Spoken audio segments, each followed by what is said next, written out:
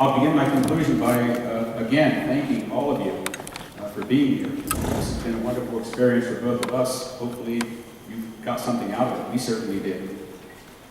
So Professor Engelder and I have learned for many years of teaching at our universities that the best lecture is one where you start off saying what you're going to say, and then you say it, and you conclude by saying what you said. So I'm going to do the same thing. The question was, should Starkey Township and or New York State permit shale gas development? And I repeat, my answer is no. And the reasons are the two that I gave you in general. But in particular, I want to reinforce the fact that New York State has had the benefit of 4 years, almost 5 years now, that Pennsylvania did not. Pennsylvania opened the barn doors in 2007.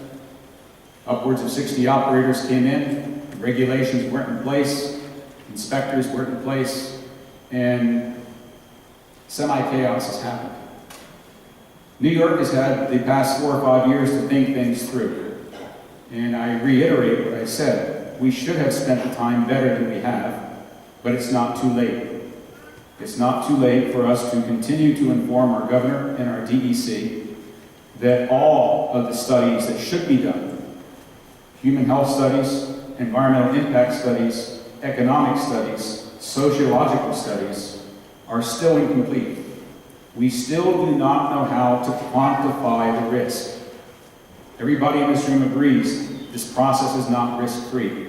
We can disagree on the number of incidents that will occur. We can disagree on the frequency with which they could occur. But we, at this point, don't even have a basis for knowing how to cost them. We're just beginning to see that. That science is just now coming in. So I would leave you with the following thought. I would hope that given the current economic situation with shale gas, which is that no one's making any money at it, the operators aren't making any money on dry gas that can come out of New York State. New York State will not make any money on taxes. Landowners can't expect any great royalties coming in.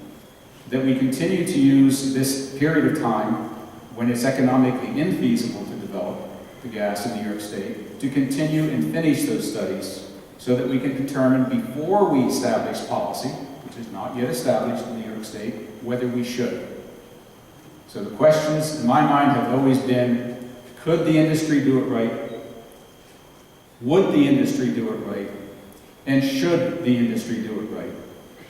I'm not sure they could because we don't yet know what all the technical questions are that need answering. If we did know all the answers, then the question is, should they do it? Or would they do it? And again, I don't think they would because the cost would be too high. But even if they would do it, even if they would abide by the toughest regulations in the United States, with the toughest enforcement, with extremely high fines for violations, the question still remains the fundamental question that we debated tonight. Should we do it? And from the point of view of environmental impact, human health impact, and climate change, I still think the answer is no. So thank you very much for your attention tonight.